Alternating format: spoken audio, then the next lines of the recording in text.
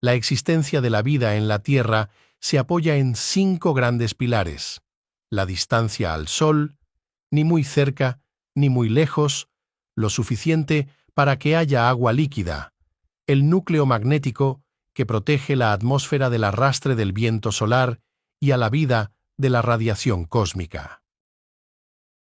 La propia atmósfera, cuyo efecto invernadero evita que el agua se congele. Naturalmente, el agua, disolvente universal de la vida. Y por último, el oxígeno, que nos permite respirar. Pero a diferencia de una receta de cocina, estos ingredientes no son del todo independientes entre sí. Y, sobre todo, como en la elaboración de cualquier plato, solo si se cocinan en el orden y del modo adecuado, se obtiene el resultado que hace posible que hoy estemos aquí. Hace unos 4.568 millones de años, en un rincón de una galaxia, una nube de gas y polvo creó una nueva estrella rodeada por un disco protoplanetario cuyo material comenzó a agruparse en masas cada vez mayores.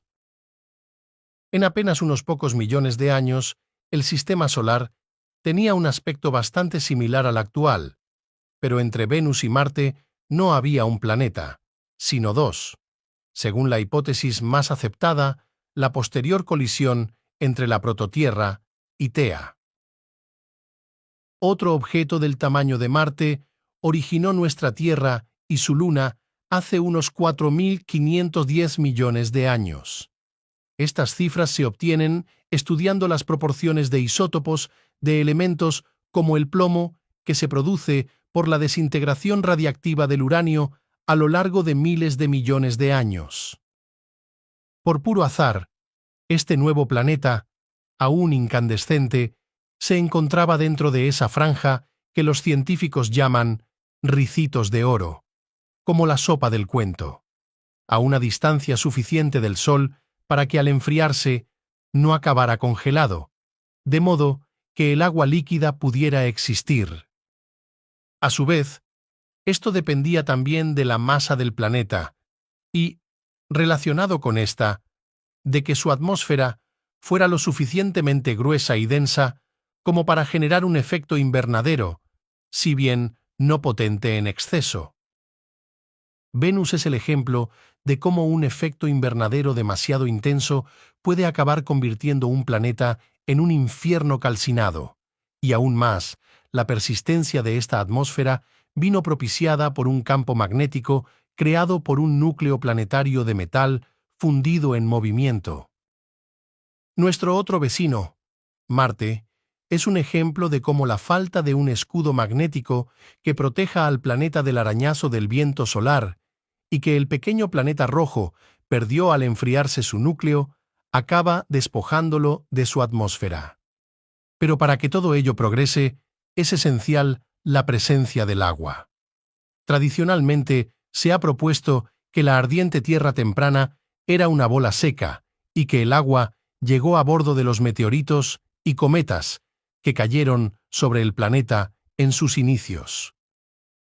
Sin embargo, un estudio reciente sugiere que pese al aporte de estos posibles impactos, en realidad la mayor parte del agua terrestre se formó a partir del hidrógeno y el oxígeno que la Tierra ya llevaba de fábrica. Así, hace unos 4.400 millones de años, teníamos una Tierra ya casi habitable, cubierta por un océano global. Pero según la idea tradicional, hace 3.900 millones de años, un intenso bombardeo de asteroides, el llamado bombardeo intenso tardío, habría esterilizado todo intento de vida. Aunque esta hipótesis se ha cuestionado recientemente, en todo caso, las pruebas indican que el enfriamiento de la Tierra fue rápido. Hace 3.400 millones de años, las aguas habían alcanzado una agradable temperatura de unos 40 grados. Las pruebas geológicas indican que ya había microbios terrícolas desde hace unos 3.800 millones de años, pero quizá los primeros seres vivos pudieran remontarse aún más atrás, casi hasta el mismo origen de los océanos, antes del gran bombardeo. La aparición y evolución de la vida temprana es un campo en el que la ciencia aún deberá seguir avanzando, ya que las pistas todavía son incompletas. Aquellos primeros seres unicelulares vivían bajo una atmósfera irrespirable compuesta por gases como metano y amoníaco.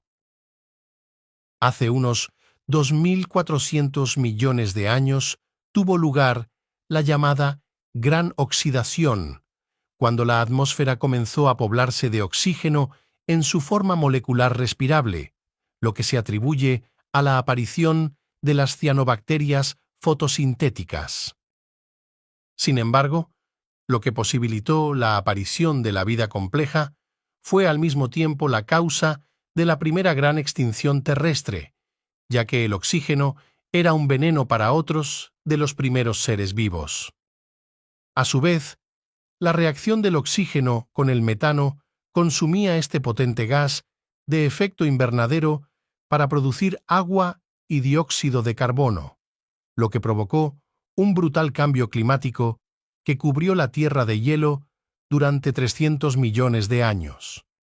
De este modo, el oxígeno fue la primera gran causa de extinción en la Tierra, pero a la vez fue el motor de la vida, un golpe de timón en el rumbo de la evolución que daría origen a los seres multicelulares y a la explosión de la vida tal como la conocemos hoy.